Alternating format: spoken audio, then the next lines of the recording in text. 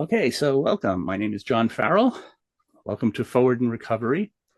Today, my guest is Julia Rugosa, and our topic for today, actually, this is our first um, interview, and it's our first video interview. This will be on audio on Spotify and Apple and all those other things, and you'll be able to watch the full video podcast on my YouTube channel, which is at John P. Farrell, CARC. So you can find it there. But today, our topic is going to be what is your body saying to you? And I'm going to introduce to you in a minute Julia Rugosa. I'll just tell you a little bit about how we met. I came to know Julia while we were taking a Bhakti course on Zoom through a mutual friend. And we just kind of like connected on that course. It was just like eyes just met, an energy connection just happened through that. And we became friends past that course. And it was totally a long distance connection because Julia lives in Massachusetts and I'm down here in New York. And eventually I wound up, my sister's in Massachusetts, and I wound up stopping by Cape Cod on the way on vacation. And I brought my harmonium up there and we wound up doing a kirtan on the beach, and we just had a fabulous time. And we've been friends now. What is it, Julie? A couple of years now, right? 3 years, 4 years. 4 years, 4 years. Yeah. So I'm going to give it over to Julia, and Julia, tell us a little bit about yourself. So Julia Ragosa, go for it. Hey. Hi, everyone. I'm so honored to be on this podcast and speaking to you all. So thank you. Thank you, John. Thanks for inviting me here. Thank you for coming here. I am a transformational life coach. I lead clients through holistic embodiment practices to enhance their impact, fulfillment, and emotional capacity. And I'm also a yoga teacher, a meditation teacher, and a wellness director for teens, which I'll talk a little bit more about. Um, I'm very multifaceted, and I love that. I apply solutions to enrich people's lives that help them catalyze change, welcome presence, and stay light amidst transformation. I really value self-expression, and I create safe spaces to explore, practice, trust, and unleash your intuitive authenticity, your peace, and your happiness. I really enjoy the self-expression part, which is what we're going to be talking about a bit more today and how that's connected to your body. If you're watching the video, you might see me actually express myself through my body. It helps me really capture the emotion and what I'm attempting to convey or what I'm attempting to communicate with someone. Um, for most of my life, my emotional capacity and my emotions were very much suppressed and then exploded in this big argument or sensitivity or arrangement where I'm mad at myself, I'm upset with myself, I'm feeling terrible. And you can feel that in your body too, where you're holding up into yourself, and then there's this big Mm, explosion of emotion. And the way I look at my life is that I was a very sensitive person that feels the entire spectrum of emotion and continues to feel even more emotions and very much can hold two emotions at once or more. Um, and I wasn't allowed to express that. It was, oh, that doesn't hurt that bad. Oh, it's really not that bad, et cetera, et cetera, et cetera. And that breeded me to hole into myself and think that my expression and my experience wasn't real, wasn't right, wasn't allowed, essentially.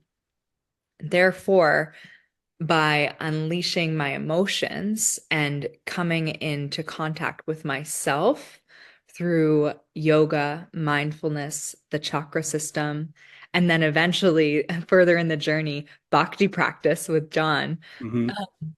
activating the voice portion of it, communication portion of it, helped me become my truest self, which was a person who had recovered from what would be a lifelong mental illness of bipolar 2 specifically.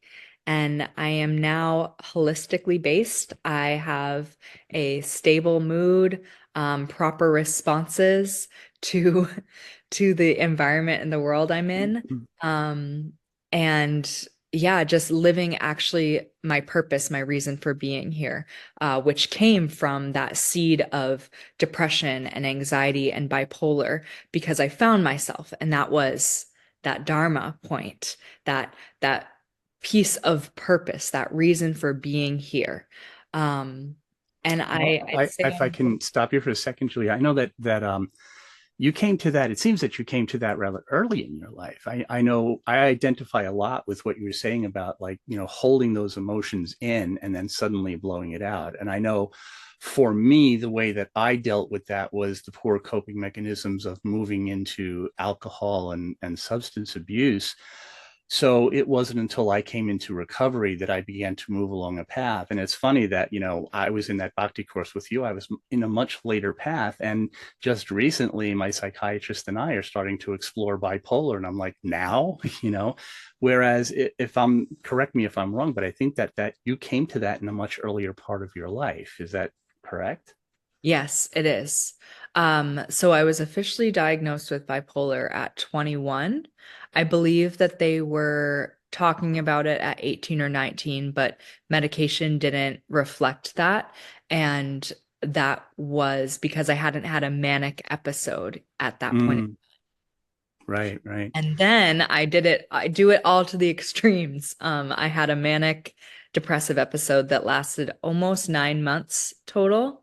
And that was when I came to the awareness by reading a book that was describing bipolar and her experience with bipolar that made me realize I was right now in a manic episode, and then went down the path of finding recovery. I did use substance. I used marijuana as a substance for my coping mechanism during high school and college very, very intensely. Mm-hmm, Um, and it essentially, that manic episode was also what brought me into this true discovery of myself through my emotional expression and allowance. And I found yoga and mindfulness during that mm-hmm. time. Um, Okay. the way I describe it is that my crown chakra just blew open, and it was like all of the signs, all of the messages from the universe, which I do believe are true, but there's also a grounded sense that was not a part of my experience or self at that time. And Mm-hmm, therefore, that was the imbalance in a mental illness, essentially. mm-hmm. Awesome. Awesome. So, it's like saying, like, you found another path in your recovery journey, which is awesome. It's like not everybody has the same path, which is, my whole purpose in saying forward in recovery. It's like there's not only one path. Mhm. So tell us more. Tell us more about your journey. Yeah. Well, one other thing I wanted to say on that piece where I got it earlier, essentially, Mm-hmm, or I found it earlier, was that was a blessing. It's just happens to be that it was so extreme. And I had a wonderful support system through my family. I was very blessed with that, where they were mm-hmm, like, you need help. And then it was me that came to them and was like, okay, yes. And I had this very determined attitude where it was, I'm going to get better. I'm going to fix this. Um, and that is what led me to this ability to be more holistic in my approach now. I was on all the medicines in high school and through my recovery from bipolar. And then eventually I was learning the capacity to hold and be with my emotions and how to handle those emotions with a coping skill or event or journaling. I journaled a lot, doing art. Yeah, I started drawing a lot then too, just to find new roots to hold my emotions and be with myself. And by doing that, I was able to start to come off the medicines because that was my personal choice and feeling that was right in my body, meaning my body was leading me to one, have very bad reactions to the medicines at a certain point in time. And two, I just felt within myself that I wanted to be a more herbalist type of a um, person in mental health, using Hmm. herbs as a mental health help. Um, but I didn't do that right away. I let myself learn to handle my emotions and create new habits around my emotions, such as practicing yoga, practicing meditation, learning about the chakra system, which is this energetic system within your body that relates to psycho-emotional states of being as well as physical states of being. And by learning about those and integrating where I might have had a block, like meaning I didn't have a lot of confidence at that time. Um, and my solar plexus, which is the energy center that connects to your confidence and your willpower and your Hmm. self-determination, was physically and energetically blocked, meaning I also could never do uh, a pull up. I could never do that.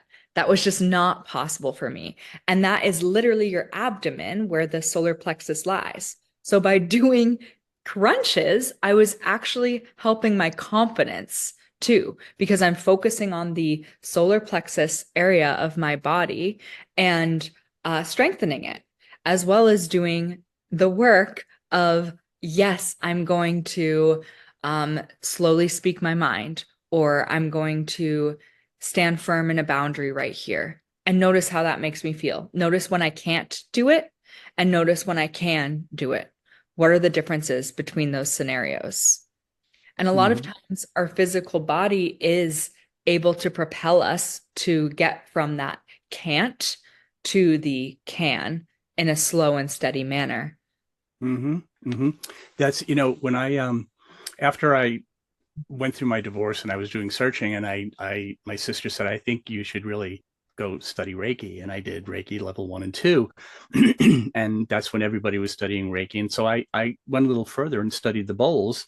Um, and, I started doing the one-on-one massages with the bowls, and we were working the same points that acupuncturists work with the Himalayan bowls. Then I studied integrated energy therapy, and there I started making the connection to all the chakras, similar to what you're describing, and it wasn't until I got into the coaching, which I came to during the pandemic, and I started to combine the two. Mhm. And similar to, I think, what you're describing is like I do these affirmations for my clients where I will literally record doing chakra affirmations to align them, Mhm. and record where each client might be either weak or it might be misaligned, and where they're working on in that area, and do a recorded affirmation for them. And I remember doing a couple of sessions with you, and your work was amazing in that, and all long distance. All our work was over the phone, as a Yeah. matter of fact. Yeah. Yeah. So it's like bringing this stuff together and integrating is so awesome. um, I think the key in what I heard you say, and again, correct me if I'm wrong, but what I heard you say in there was that, like, you were able to face yourself. And when you were able to face yourself, that's when you were like, I don't need these medications. I need something that's different, or I can find a different way. And I think that's key in recovery in our journey, is when we're able to, we go to those substances because we don't want to face ourselves. Is that how you felt? Yes, absolutely. Absolutely. We're looking for validation elsewhere. I was Mm-hmm. looking for marijuana to make me feel happy or just help me bring to a normal baseline. That's literally how I used to describe it too. I remember being like, I was just so low. I was so down here. Marijuana just made me feel like a normal person. Mm-hmm. Mm-hmm. And I love the chakra system because it is facing yourself entirely, meaning you have the ability to influence your energy centers, get to know your energy centers, what one is um, more drawn out, like a really big heart, for example, but maybe you're not able to say no to someone. Yeah. Yes. And then that energy, it's not meant to leave your body. It's meant to just go down into the solar plexus, for example, where you can be like, no, this is a no for me. And then it goes up to your throat chakra and it's like, I'm saying this no. And the Mhm. energy is still there. It's the same energy that is yours, but now it's balanced throughout your body a little better. And that influences your outer world. So when we Mhm. turn to face ourselves, we can influence what's around us rather than being influenced by. Mhm. And I don't think people think this stuff sounds silly. I can vouch for the fact that, like, when I was younger, I would get throat illnesses all the time, constantly getting laryngitis. And I was a performer. I was a performing musician and I was a singer. And I'd be constantly getting laryngitis, constantly getting sore throats. I also had this inability to speak up for myself. So I was constantly holding my words back, or Mhm, I would, like you were saying, explode. mhm, Hold it back till it exploded. When I did my chakra work, and not even just chakra work, but when I did my boundary work, and I worked with therapists and learned how to communicate and speak up for myself, it was amazing how when this opened up, I suddenly stopped getting sick. I stopped getting laryngitis. I stopped getting throat infections. And then one day I just went, huh. You know? And that's when I started to take that work seriously. It's like, people kind of poo-poo it, and people say, oh, alternative medicine, but when you think about it, Western medicine is always treating the symptoms. mhm, And I now I'm going through some back stuff, and in IET, I have these two, like, muscles that are like knots. And in integrated energy therapy, it's like back muscle says, I'm stuck. mhm. I'm not moving forward. So now it's like, okay, I can just, instead of just going, oh, my back hurts, what do I need to do in terms of Western medicine, I can also bring in that other thing of saying, all right, what do I need to look at? Yes, What, bring exactly. it to my feelings? What's going on that I'm not recognizing as a feeling? Mhm. Which is something that we do. We don't always connect to that. Yep. I will, before I started my business, I was always looking at, and I still do this, but I'll look up spiritual meaning of right shoulder pain, you know? Mm-hmm. And it Mm-hmm. doesn't mean that I am not going to, lay off that shoulder or do what a physical therapist says or this or that, but it's also just making me aware of the emotional connection that's there. And is this true for me? And a lot of Mm-hmm. times, just identifying that will help it release it. And Yes. that's the practice of mindfulness. Yes, and a lot of times, I know my friend is really going through it. A lot of times, it's grief work when you're holding grief in your body in a place. Something that my therapist said to me. She said, "So much stuff has happened in your life, and you've never grieved it." And I said, "What are you talking about? I've certainly grieved stuff." And she said, "No, you haven't."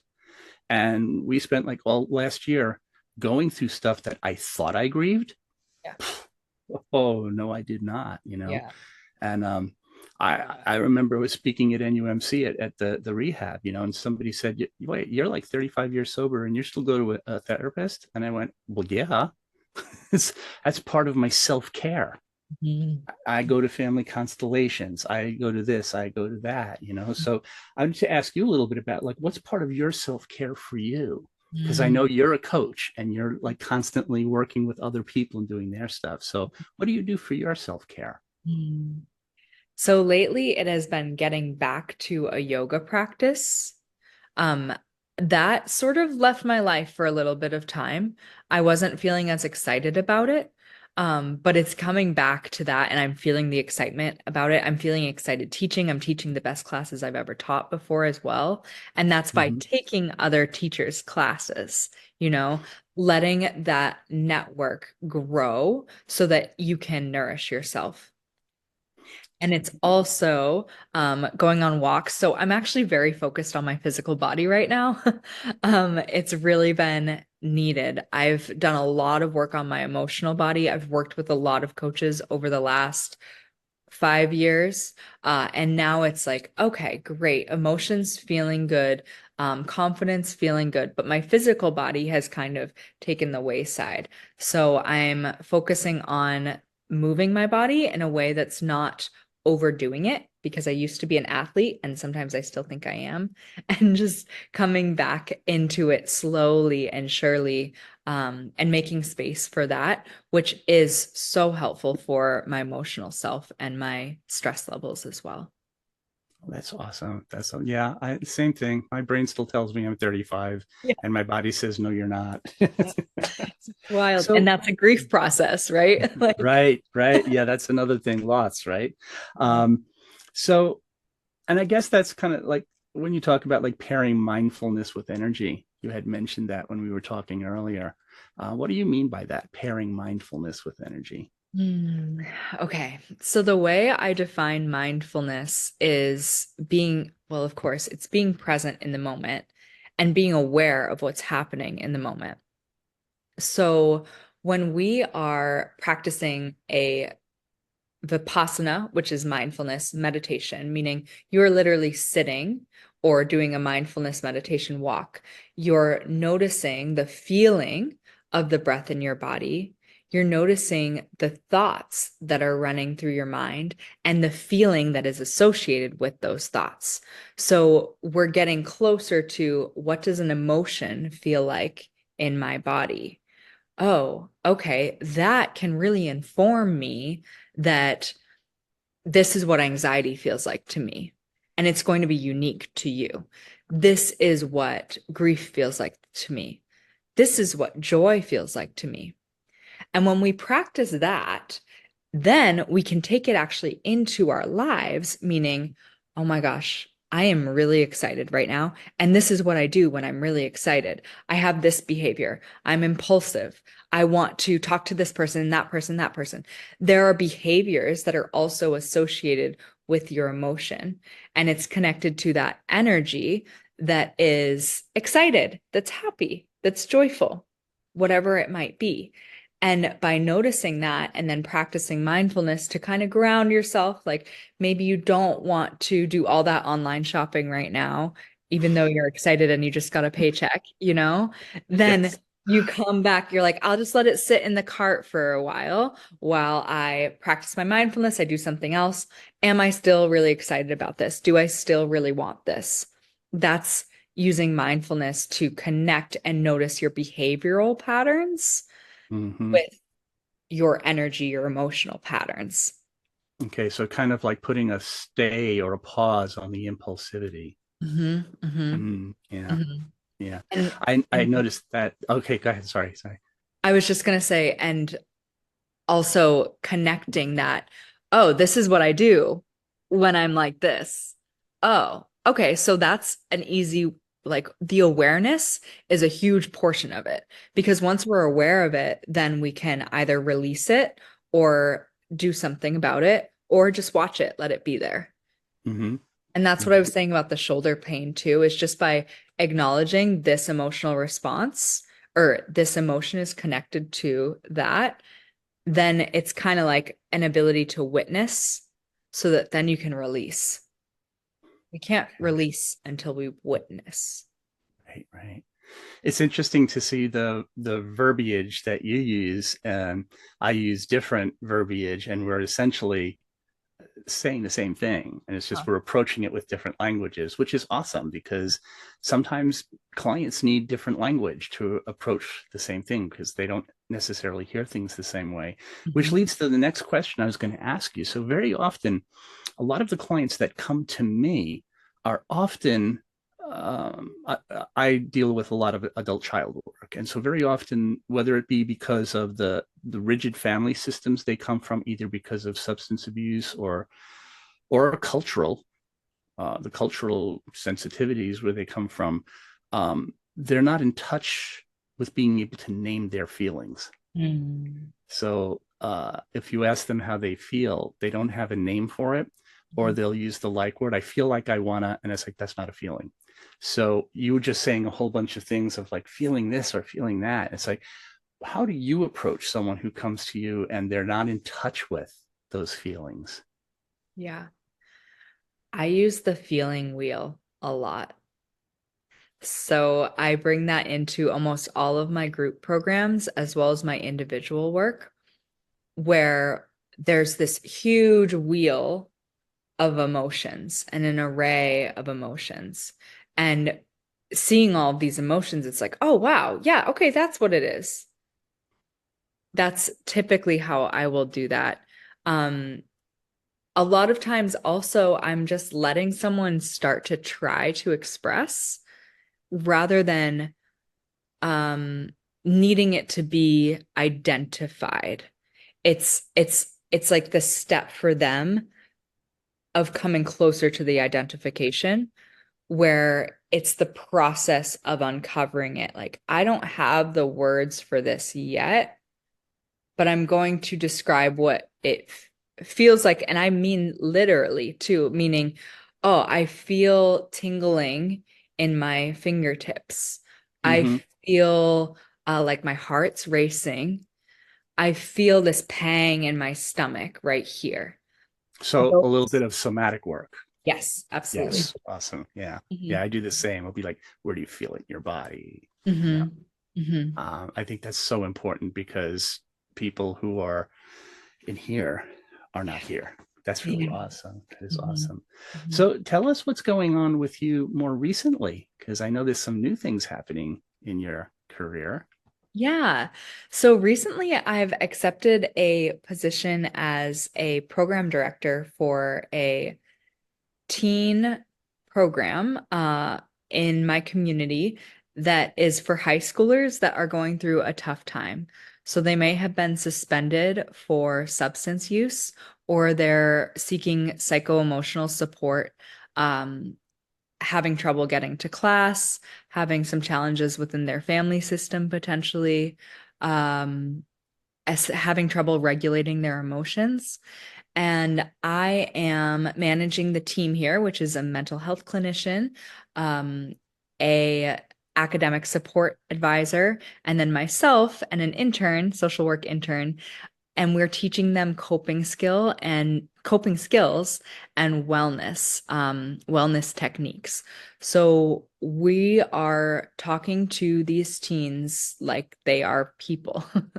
We are not no subject, I mean, within the bounds of sensitivities and whatnot, is off the table. We want to hear their experience. Why do they want to do this? Why do they not want to do that? What is the resistance to um, not smoking or not bringing a vape to school, for example? We talk and get to know them as individuals and what's going on in their lives. And we're teaching them communication skills, goal setting, identifying strengths is normally where we start. Um, and moving through the curriculum, this curriculum that we've created to help create positive alternatives for the students. The Hmm. program is called PASS, Positive Alternative for Student Support. So we're offering these new alternatives, new ways to look at life, and new ways to handle and cope with life because all of life is in front of them and they do have a choice. And it's really just like we were talking, it's just up to them. You can have a Yeah. support system that wants you to go to this program, but only if they choose to come to this program will they really have impact in the Hmm. program and within themselves. That's so awesome. So it's kind of like a self responsibility on their part, Mhm. which is really what you and I would call empowerment. Yes, Yeah, absolutely. I love that. I love that. And how are you finding it there? Oh, I love it. I have I've had my business for almost 4 years now, but I've never felt that it's meant to be my entire income. I've always sort of been enjoying the collaboration of other people because I'm a solopreneur. I'm currently just working by myself, with my coaching programs and individual sessions, teaching yoga, sound healing, all of those things. Hmm. But I really like the collaborative environment. I like working with people that are on the same page for a cause and actually getting out of the house and going to a place to work. feels really good for me too. So I've never been happier within a job. And I also want to point out how this job came to me. I have been within this self-healing journey for quite a while. And, I've tried on different things. I'm like, yes, definitely teaching yoga. Yes, definitely coaching. But I know there's more. I know there's more. And I continued to try on different things. My background is in electrical engineering. I have a degree in that. So I've taken on engineering roles. I've done consulting in engineering, all of these. I've done acoustic engineering, different stuff. And I've dabbled within those things, but so far jobs have never felt right for me, and I've chosen to break away from them and support myself and go after my business. And over the last year, I've really come into this cohesion within myself where I've gotten to know myself so well that I know how to respond to situations and how to accept or manifest something. And I'm not talking about like manifestation in that typical like new age spirituality way. I'm talking about really aligned manifestation, meaning the timeline is infinite. And if you're focusing on yourself, meaning chakra alignment, work within yourself, showing up in situations that might be challenging, doing your grief work, all of those things, that's aligning your energy to the right opportunities for you. And I experienced that through this job. It was so divine. I was teaching a full moon ceremony and a yoga class, and I connected with the person that we were donating the funds to, who I've been friends with for a long time on Facebook. She's also a yoga teacher, and we were connecting over our stories, what I'm doing now. Um, Obviously, this community here really hits home for me because I was a teen on Cape Cod that was struggling from mental health and using substance and unable to regulate and continued down that path. And so that is exactly the candidates that we're looking at here that I'm working with here. So we were connecting, and she was like, I have a position for you if you're into it.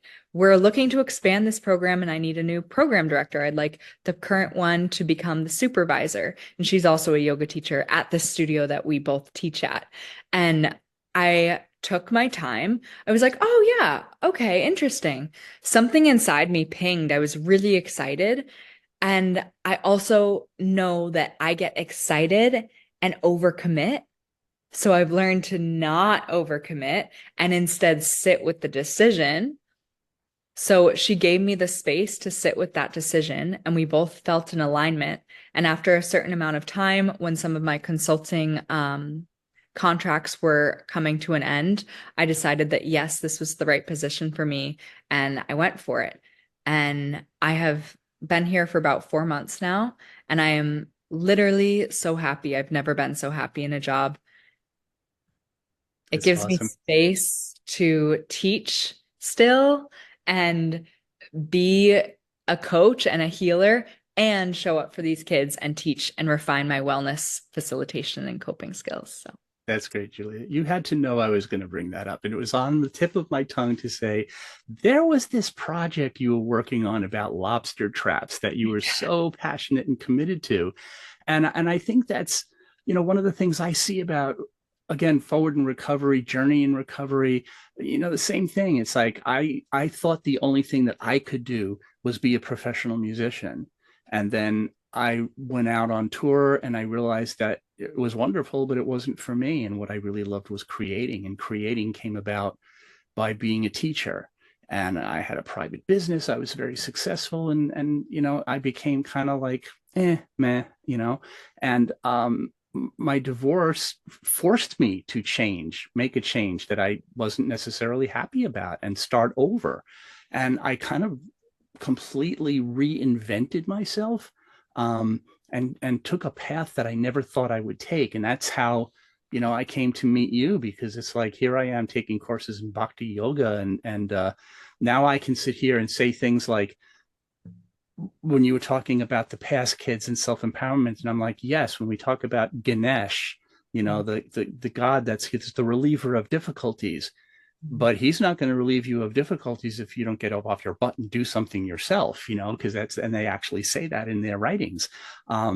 And so all of a sudden, all of that stuff is in my head. And some of my friends think I've gone off my rocker with all that stuff that I'm into with the Hindu stuff and chanting and this and that, because that's not who I was 10, 15 years ago. But it's like I'm on this whole new path. And during the pandemic, I just dropped everything and said, you know what? My friend suggested this and said, become a recovery coach. And I just combined that with all the other things I was doing, being a self-empowerment coach, being a voice teacher, doing the sound bowls and everything. And now I'm heading off doing end of life stuff with the sound bowls and coaching and combining. And it never stops, right? And that's why we just keep moving forward. And I'm just so happy for you finding this thing. And so it leads me to my final question for you. If you think about your path in recovery, starting out with this, I mean, you were really committed to this thing because you had such a passion about the oceanography and the wildlife in the ocean and this, the lobster traps that the lines wouldn't harm fish and doing all sorts of electronic stuff. And it was just like, oh my God, she's such a brainiac. And at the same time, you have all this holistic stuff going. It's just amazed me. If you think about going from there to your yoga and all of that stuff and how you just came up to this, now you're doing this thing with Pass. If you had to find a thread in your journey, what would that thread be? Such a good question. The thread is community. Oh my goodness, yes. Yeah. I was in the ocean acoustic engineering space and working with electronics. And I left the job because this big corporate job where the people I went to collaborate with were clients of ours, and they were my community. And the ocean was my community. I noticed that by the time I was 27, I had always worked with the ocean in some capacity. I was a lifeguard, then I was this ocean acoustic person. And then I found this community, and I continue to consult with them. I'm still doing some consulting work with that sphere of technology. And you were an athletic swimmer, weren't you? And I was an athletic swimmer. Yes, yeah. The The water, yeah. Water. Such a And now dream. the thread of community being my yoga studio, and that had been ongoing too. I had been doing that. I was teaching yoga 2 to 3 classes a week while I was working that corporate job. And I was miserable at the corporate job, but I loved the work we did in a sense. But I didn't like that I couldn't teach this one class every summer or whatever it might be. And it was burning me out, and the corporate structure burnt me out with my mental health and the way I am, the way I'm wired to have and need space burnt me out. So I continued with that community while my other community was also growing. And now I'm serving a community that I was a part of and really relate to. So the thread is community. It's awesome. And who knows what the next step in the journey will be, right? Um, So you're still taking on clients, correct? yes, Yes. absolutely. And if people wanted to get in touch with you to work with you, how would they do that? Best spot is Instagram, Julia Rugosa, JuliaRugosa. And my website is the same, juliarugosa.com. Again, that's JuliaRugosa.com.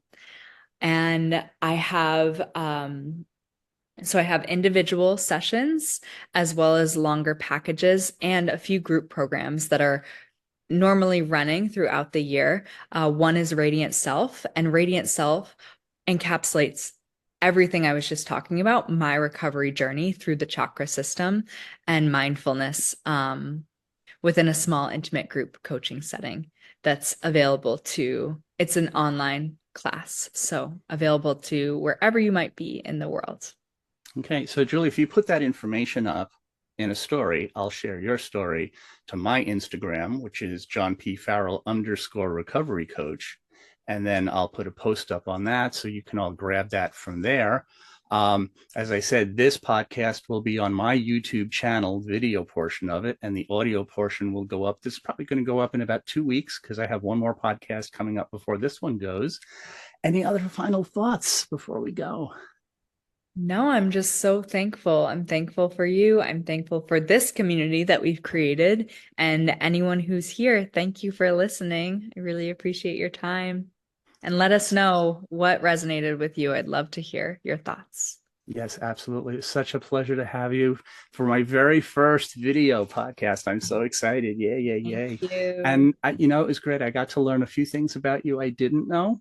And I'm so happy for your new program. And I wish you much success with that. And it's just so great to see people when they're like moving forward in their journey. And, not every part of it, I know it's happened with me, not every part of it is pleasant.